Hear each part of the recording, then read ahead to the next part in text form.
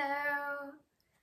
So this video is going to be a little bit different. I'm actually in the middle of unloading my suitcase from vacation, week of Thanksgiving, week before last. I don't even know what day it is right now. Gotten a little behind. I had a lot of stuff going on in the month of November, and I finally feel motivated enough to try to get things moving again, to get some things done that I've been putting off. I'm even wearing my matching pajamas. So I'm just very casual right now. No makeup, matching pajamas, and I'm just putting my clothes in my room. So I didn't really plan something too specific to talk about right now. But I've had a lot of insights lately, especially over the past year of my life. A lot of stuff about like manifesting your desires. I listen to a lot of Neville Goddard. He is one of my favorites. And I also have read 2 of Eckhart Tolle's books that speak a lot about like being in the present moment, the power of right now.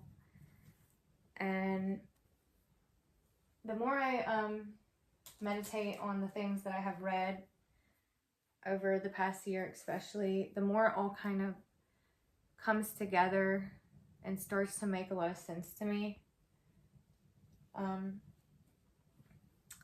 But yeah, I have seen things manifest in my life.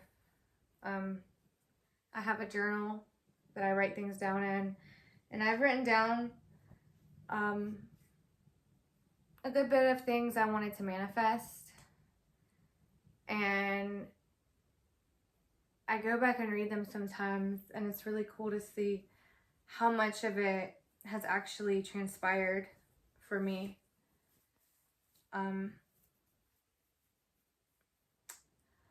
There's this balance you have to master with manifestation between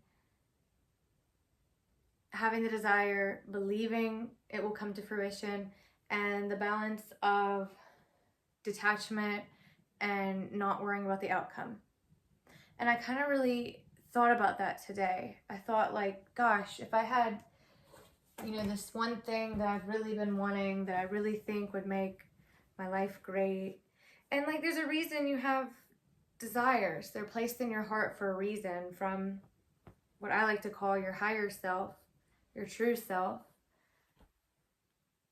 Like the part of the Trinity, there's the Father, Son, Holy Spirit, and like there's the dreamer and the dream, which is me, and there's that thing in between that connects the 2 of us, if that makes sense. The desires were put there by some higher entity, some higher part of yourself that I believe wrote your whole story before you were ever born. And I feel like you and the Creator are one, and you both wrote this story together and agreed for it to be the way it is. Every part of it, even the mistakes, are part of the story, and they're very important. And I have a lot to say about all of that, but if you're so fixated on your desire coming true, you can become a little obsessed, which can cause some resistance, because you start thinking, when is this going to happen? How is it going to happen? What is it going to look like? How much longer do I have to wait? Why am I not seeing the fruits of my labor, the fruits of the seeds I have planted? I've been doing all the work. I've been consistent. I've done the affirmations. I've had the positive thinking and the feeling my desires like they're real, believing them. Why isn't it happening? And that's the part where you got to find the balance, that there's no greater moment than right now. There's no part of your life that has more meaning and is more beautiful and more important than the moment you are presently in. the desires do come for a reason, and I do believe you can manifest anything you truly desire, and whatever is meant for you is 100% going to come to you in perfect divine timing. Nothing can interfere with that. But I was thinking today, like, we all know a lot of people who become really rich, celebrities. I don't know. We all hear it be said that, you know, money can't buy you happiness. And a lot of these celebrities and people who are famous and have all the money in the world, they can literally do anything they want, whenever they want. Money is not a thing. They have 10 mansions, 5 jets, no 9 to 5. Like, they're just completely free, and they're still not happy. Some of them even commit suicide. So we know that is not the be-all, end-all. You can literally have it all, but still have something not fulfilled within yourself.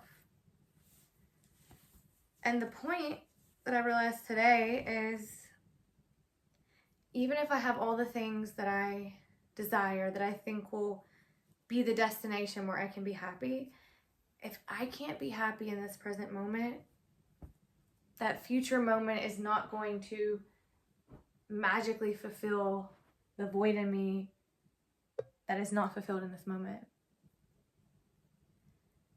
It's really hard to grasp, because of course things are frustrating. Of course you have a job that you don't particularly want to work, and of course it seems like it would be so much better if you had all the free time and all the money to not have to do things you don't want to do and be places you don't want to be, and all that's part of it. I like to think of the annoyances, like when I get annoyed about things sometimes now, lately, I actually say, thank you, universe, for this minor annoyance, to show me that I am meant for something greater, to show me there's a reason I have a desire for something more, for something different. And I know that this frustration is part of the journey, part of the plan, part of the story, and it has a purpose, and it's here for a reason. And anytime you can express gratitude in a situation, it lightens the mood, it raises the frequency, it changes the perspective. And I think that's what it's all about. Like Abraham Hicks, she talks about law of attraction a whole lot. She always talks about, what can you do? Like, if you're just having like a bad day, like, I understand that completely. You can't be fake either. You can't pretend you're something you're not, or force yourself to be something you're not, because that's also resistance. So she says, like, just aim for, what can you do to feel a little bit better right now? Like, sometimes maybe going from depression to anger might be an improvement sometimes, because depression and feeling suicidal, I would have to guess, are some of the worst feelings you can feel, and one of the worst places you can be at emotionally and mentally and spiritually. So anything away from that can be an improvement, even if it's anger. Even if it's anger, that can be an improvement, to step away from the lowest of the low. So, I guess what I'm saying is, sometimes all you can do is get into the present. Like, the other day I was having a morning where my brain was on autopilot, and it started saying all the things I hate about this and all the things I hate about that, and how things would be so much better if I didn't have to deal with A, B, and C. Sorry, my light keeps messing up. So I looked up in my truck, and I have a cute little raccoon decorative hanging piece on my mirror, because I love raccoons. So yeah, I looked up in my truck and saw this cute little raccoon hanging thingy, and I just looked at it and I thought, you know what, that's really adorable. That makes me happy to look at.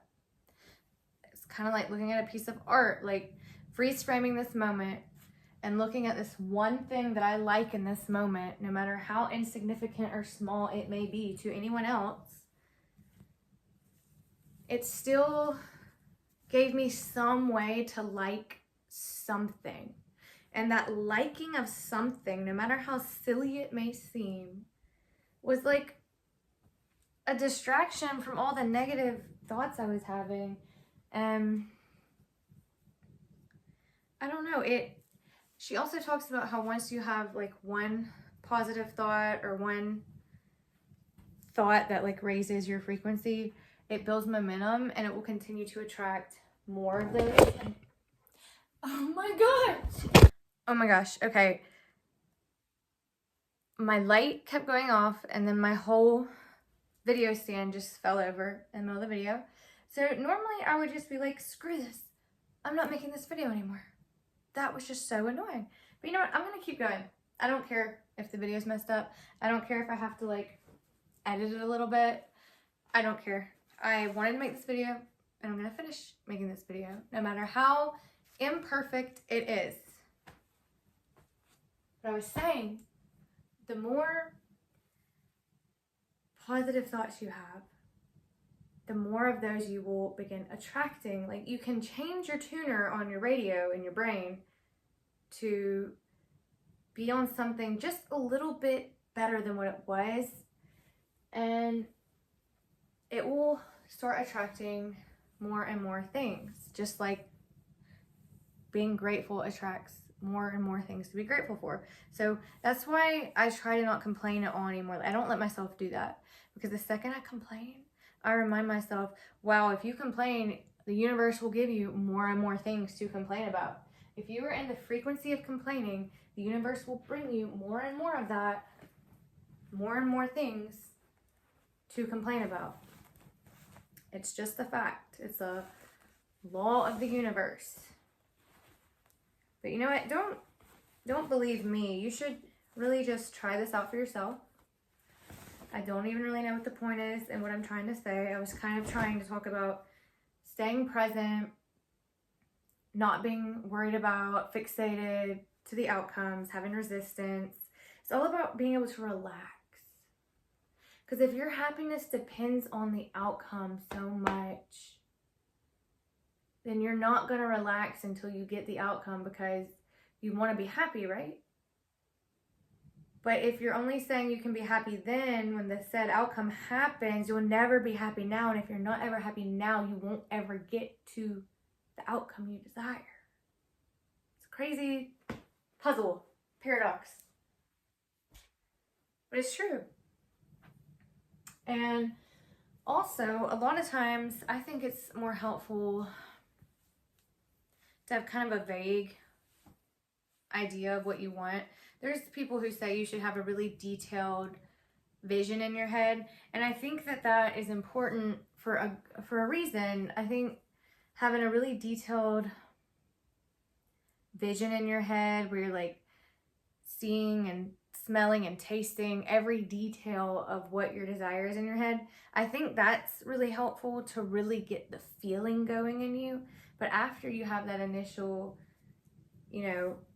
really detailed visual feeling thing, I think it's cool to step back and let God or your higher self or the universe bring it to you how it intends to. Just believe and anticipate and know that that feeling of that vision that you have, that desire, will come to fruition, because it has to.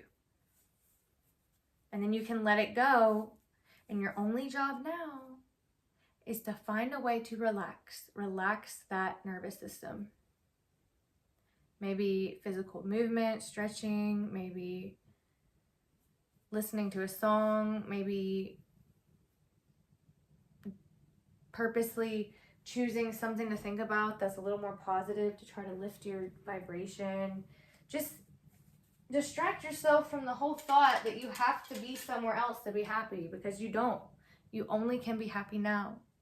And by finding a way to be happy now, once you don't care about getting all the things you want, that's when you get all the things that you want.